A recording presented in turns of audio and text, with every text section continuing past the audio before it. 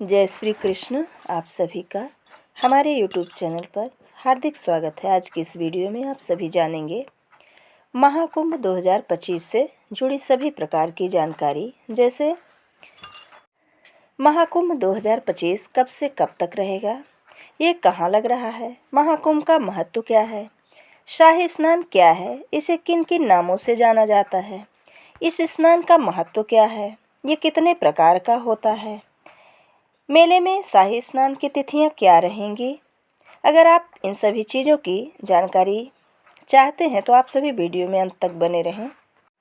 प्रयागराज में कुंभ मेला 13 जनवरी 2025 पौष पूर्णिमा से शुरू होकर 26 फरवरी 2025 को महाशिवरात्रि के दिन तक चलेगा।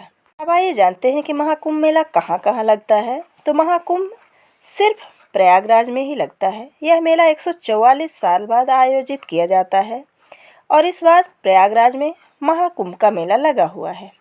अब आइए जानते हैं कि ये शाही स्नान की तिथियां किन किन तारीखों में हैं। तो इनकी तिथियां इस प्रकार से है: 13 जनवरी 2025 पौष पूर्णिमा, 14 जनवरी 2025 मकर संक्रांति, 29 जनवरी 2025 मौनी अमावस्या, 3 फरवरी 2025 बसंत पंचमी, 12 फरवरी 2025 माघी पूर्णिमा और 26 फरवरी 2025 महाशिवरात्रि। अब आइए जानते हैं कि कुंभ मेले का आयोजन कब, कैसे और कहाँ होता है। तो जब बृहस्पति के कुंभ राशि में और सूर्य के मेष राशि में प्रवेश करने पर हरिद्वार के तट पर कुंभ पर्व का आयोजन होता है। बृहस्पति के वृषभ राशि में प्रवेश और सूर्य चंद्रमा के मकर राशि में आने पर प्रयागराज में त्रिवेणी संगम तट पर कुंभ मेला लगता है।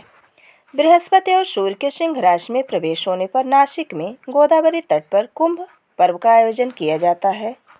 बृहस्पति के सिंह राशि में और सूर्य के मेष राशि में प्रवेश करने पर उज्जैन में शिप्रा तट पर कुंभ पर्व का आयोजन किया जाता है। अब आइए जानते हैं कि कुंभ कितने प्रकार का होता है। तो मुख्य रूप से कुंभ मेले 4 प्रकार के होते हैं: कुंभ मेला, अर्ध कुंभ, पूर्ण कुंभ और महाकुंभ। महाकुंभ कुछ विशेष तिथियों पर किया गया स्नान शाही स्नान कहा जाता है, जिसे अमृत स्नान कहा जाता है। सबसे पहले शाही स्नान साधु संतों द्वारा किया जाता है। महाकुंभ में सभी साधु और संत पवित्र जल में औपचारिक डुबकी लगाने या स्नान करने के लिए एकत्रित होते हैं। अन्य सभी तीर्थयात्री संतों के बाद में स्नान करते हैं। कुंभ में कितने शाही स्नान होते हैं। तो 2025 में प्रयागराज कुंभ मेले में 6 शाही स्नान होंगे। अब आइए जानते हैं शाही स्नान का महत्व। तो ऐसा माना जाता है कि कुंभ में शाही स्नान करने से व्यक्ति को इस जन्म के साथ पिछले जन्म के पापों से भी छुटकारा मिलता है। साथ ही पितृ शांति और मोक्ष के लिए महाकुंभ में शाही स्नान करना बेहद महत्वपूर्ण माना गया है।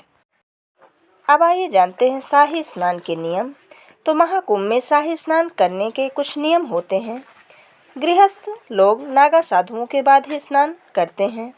महाकुंभ में स्नान करते समय 5 डुबकी लगाएं, तभी स्नान पूरा माना जाता है। शाही स्नान के समय साबुन या शैम्पू का इस्तेमाल ना करें, क्योंकि इससे पवित्र जल अशुद्ध हो जाता है। महाकुंभ को आस्था, विश्वास, सौहार्द और संस्कृतियों के मिलन का महापर्व माना जाता है। अब आइए जानते हैं महाकुंभ मेले का ऐतिहासिक महत्व।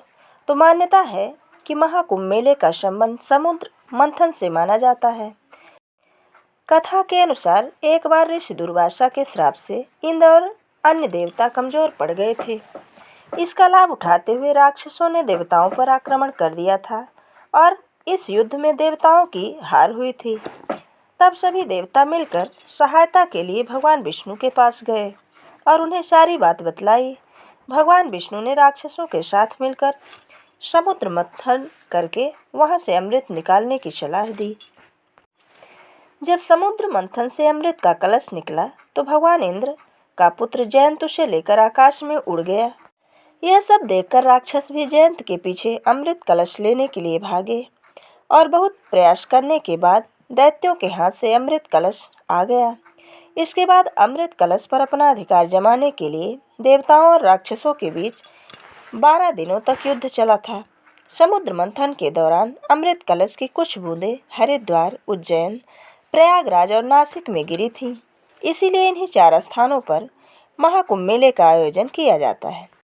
ये थी महाकुंभ मेले के बारे में कुछ रोचक जानकारी। अगर हमारा ये वीडियो आपको अच्छा लगे तो लाइक ज़रूर करें, और अगर आप हमारे चैनल पर नए हैं तो चैनल को सब्सक्राइब करना बिल्कुल ना भूलें। जय श्री कृष्ण, धन्यवाद।